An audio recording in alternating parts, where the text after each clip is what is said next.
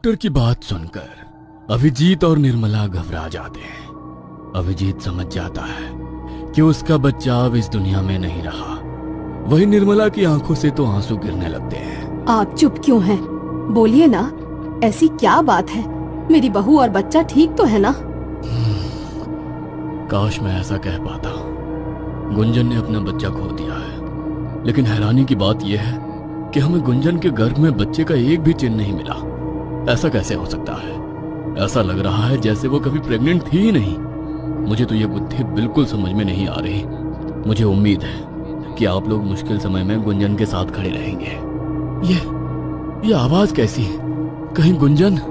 सब लोग भागते हुए गुंजन के कमरे में पहुंचे तो देखा कि गुंजन पागलों की तरह बिस्तर पर रखे कंबल और तकियों को फाड़ रही है और जोर जोर से चीख रही है। मेरा बच्चा, मेरा बच्चा, मेरा बच्चा कहाँ है? मैं सब बर्बाद कर दूंगी।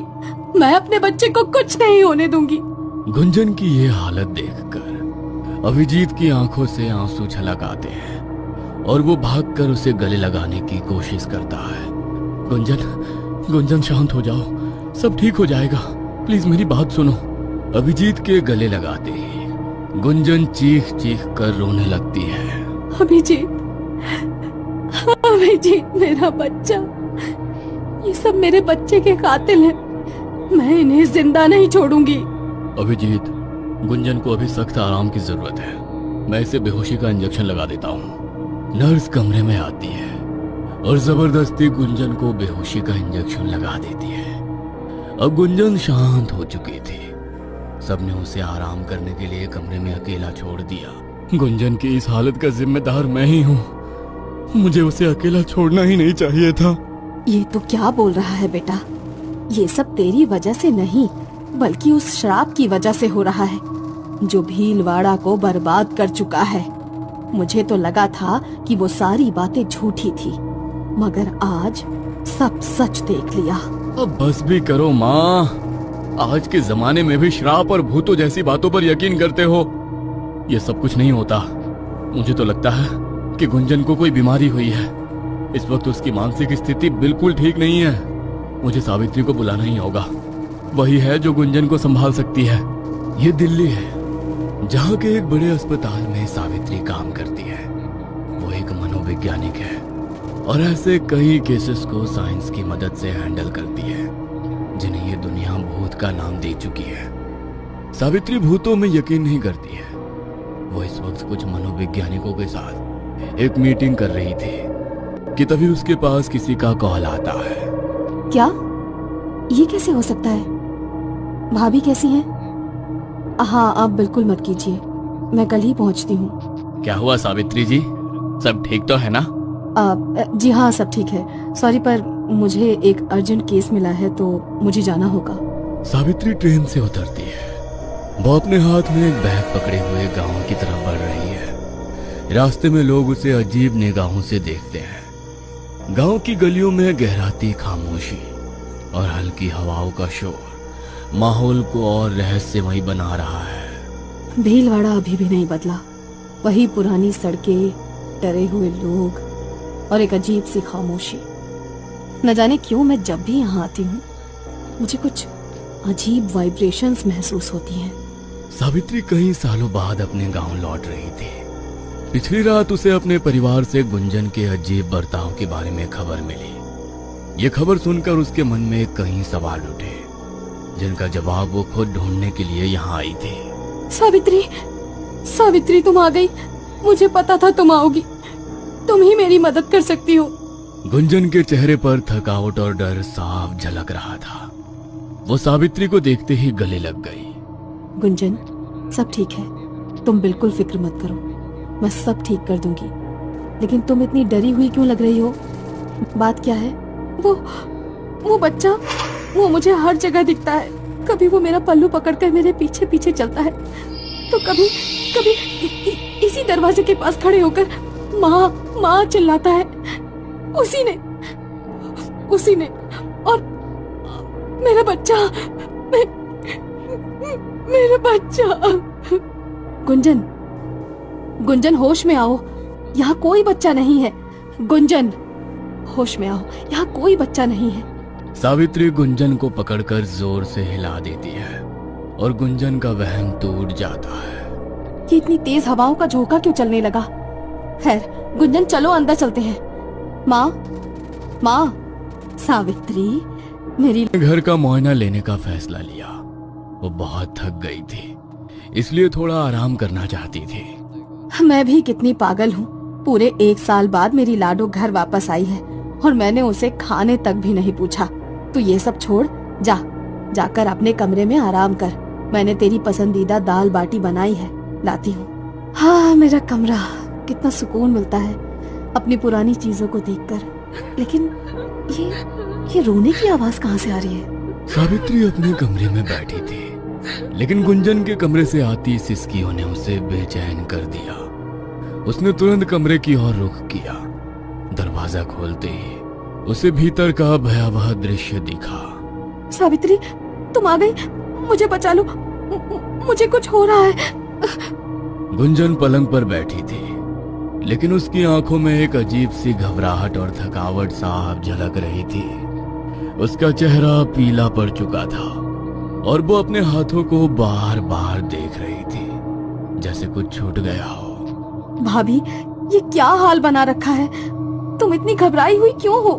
सावित्री ने गुंजन के पास जाकर उससे बात करने की कोशिश की, लेकिन गुंजन के चेहरे पर डर और बेचैनी थी। उसके शब्द बिखरे हुए और असमंजस भरे थे। मेरा बच्चा, मैंने उसे देखा था, वो मुझे पुकार रहा था। गुंजन, इस कमरे में कोई नहीं है। देखो, यहाँ सिर्फ मैं हूँ और तुम्हें डरने की बिल्कुल जरूरत नहीं है। तुम खुलकर मुझे बता सकती हो, क्या तुम किसी के दबाव में आकर ये सब कर रही हो? नहीं, वो अभी भी यही है। वो तुम्हें देख रहा है। उस रात जब मैंने परछाई देखी, उसने मुझे बुलाया। वो बच्चा, उसने कहा, माँ मेरे पास आओ। और फिर खून, लाल कदमों के निशान। वो आएगा, वो रात को जरूर आएगा। क्या? लेकिन भाभी, ये कैसे हो सकता है? तुमने कहा था कि तुम्हारा बच्चा गायब हो गया। फिर ये बात तुम नहीं समझोगी सावित्री। वो मेरे साथ है, हर जगह। उसकी आवाज, उसकी परछाई, वो हर रात आता है। कभी मुझे बुलाता है, कभी रोता है। गुंजन का शरीर कांप रहा था। वो अपने पैरों को घुटनों से लपेटे बैठी थी, जैसे किसी अदृश्य शक्ति से बचने की कोशिश कर रही हो। सावित्री ने उसकी नब्ज जांची। भाभी, तुम्हें आराम की जरूरत है। मुझे लगता है ये सब तुम्हारे दिमाग का भ्रम है। मैं यहाँ हूँ, सब ठीक हो जाएगा। सब ठीक नहीं होगा सावित्री, तुम नहीं जानती। ये सब कालिंदी का काम है। वो मुझे ले जाएगी। उसने कहा है, तेरे बच्चे की जगह अब तुझे जाना होगा। कालिंदी? कौन कालिंदी? भाभी, ये सब तुम्हारे दिमाग की उपज है। तुम्हारे दिमाग पर गहरे सदमे का असर हुआ है। तुम आराम करो, मैं तुम्हारे लिए कुछ दवाई लाती हूँ। दवाई काम नहीं करेगी सावित्री, मैं श्रापित हूँ। ये सिर्फ शुरुआत है। भाभी, ये सब क्या बड़बड़ा रही हैं? बच्चा, लाल निशान, और अब ये कालिंदी कौन है? सावित्री समझ गई कि ये कोई साधारण समस्या नहीं है। उसने अपने बैग से अपनी नोटबुक निकाली और गुंजन के लक्षण लिखने लगी। हर छोटी बड़ी बात वो दर्ज कर रही थी। इसका मतलब गुंजन जिससे डरती है वो रात को आएगा, और आज रात मुझे चौकन्ना रहना होगा। मुझे कोई ना कोई सुराग जरूर मिलेगा। रात गहरी हो चुकी थी। घर के सभी लोग सो चुके थे, लेकिन सावित्री को नींद नहीं आ रही थी। सावित्री कमरे में अपनी नोटबुक में लिख रही है, लेकिन हवाओं की गूंज और हल्की फुसफुसाहटों ने माहौल को भयानक बना दिया था कि तभी अचानक खिड़की पर दस्तक हुई। ये आवाजें, इतनी देर रात खिड़की पर कौन हो सकता है? कौन है? सावित्री ने खिड़की की ओर देखा, लेकिन कुछ नहीं दिखा। उसने खिड़की के पास जाकर बाहर झांका। आंगन में हल्की हल्की धुंध फैली हुई थी। तभी उसे वहां पर एक परछाई दिखी। ये कौन हो सकता है? इस वक्त बाहर कौन है? जैसे ही उसने ध्यान से देखा, वो परछाई घर के पुराने मंदिर की ओर बढ़ने लगी।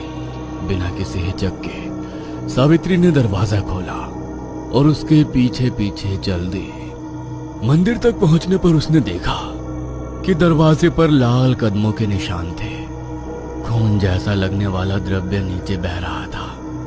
सावित्री ने झुककर उसे छूना चाहा, लेकिन तभी माँ, मेरे पास आओ माँ। सावित्री ने देखा कि मंदिर के भीतर दीवारों पर खून से बने अजीब चिन्ह थे। वहां एक पालना था जो धीरे धीरे हिल रहा था। कौन है यहाँ? कौन ये सब कर रहा है? जवाब में सिर्फ सन्नाटा था। सावित्री ने कदम बढ़ाया और जैसे ही उसने पालने के भीतर झांका, उसे वहां एक कंकाल दिखा। बच्चे के कंकाल का एक हाथ उसकी ओर बढ़ा हुआ था। नहीं, ये सच नहीं हो सकता। सावित्री पीछे हटने लगी, लेकिन तभी मंदिर के दरवाजे जोर से बंद हो गए।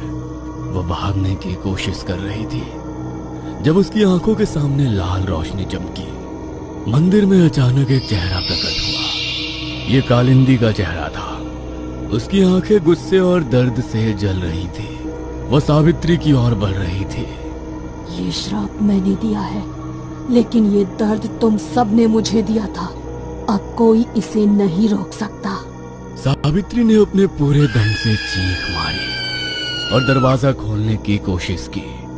किसी तरह वो बाहर निकली और भागकर घर पहुंची।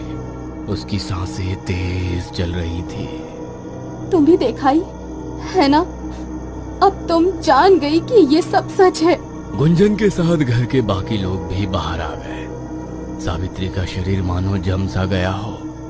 उसकी बोलती बंद थी। क्या हुआ सावित्री? तुम यहाँ आंगन में क्या देखा तुमने? कुछ बोलती क्यों नहीं? सावित्री, चुप क्यों हो? माँ कुछ पूछ रही है। वो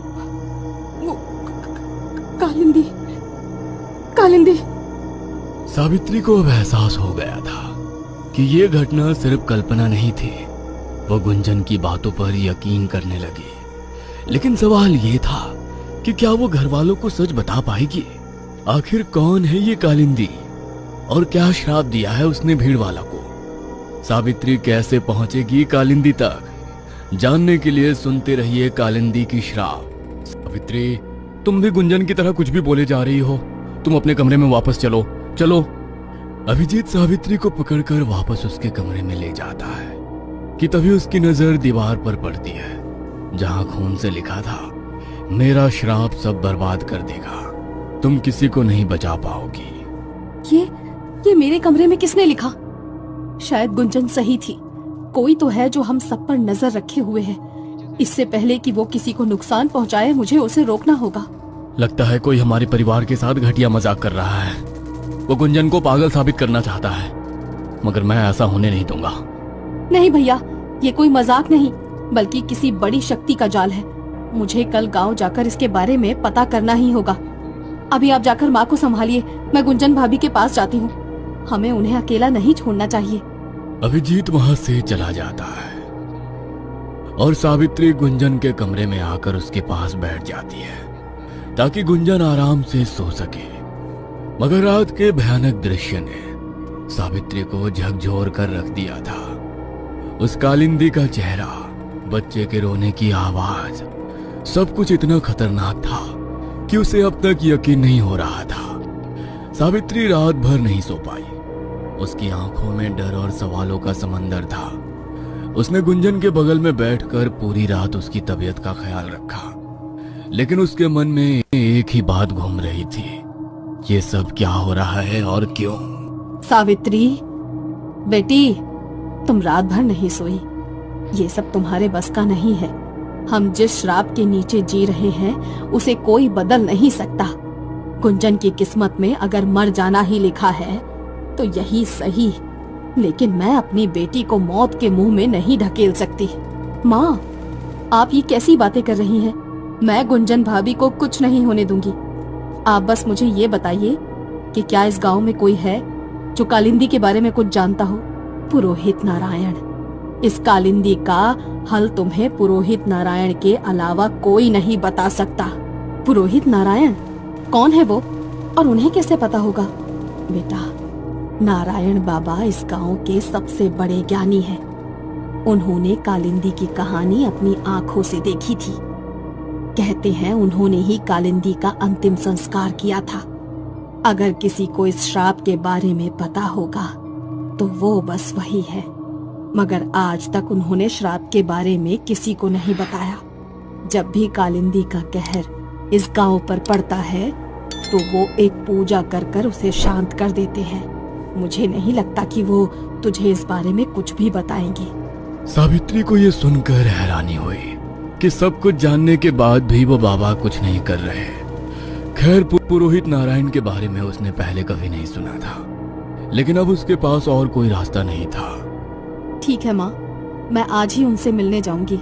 सावित्री जैसे ही निर्मला से बात कर कर दरवाजे की तरफ कदम आगे बढ़ाती है, अचानक पीछे से गुंजन हवा की तेजी से उसकी तरफ बढ़ती है और उसका गला दबा लेती है। गुंजन के खुले बाल और लाल आंखें जैसे मानो सावित्री को भस्म कर डालेगी। भाभी, ये क्या कर रही हो? छोड़ो, छोड़ो मुझे भाभी।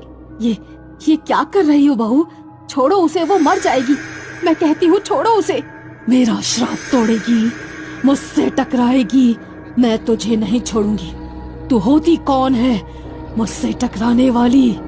सावित्री और निर्मला जोर जोर से चीखने लगते हैं। वो दोनों पूरी कोशिश करते हैं, लेकिन ना जाने गुंजन में इतनी ताकत कहां से आ गई थी कि कोई उसकी उंगली भी नहीं हिला पाता।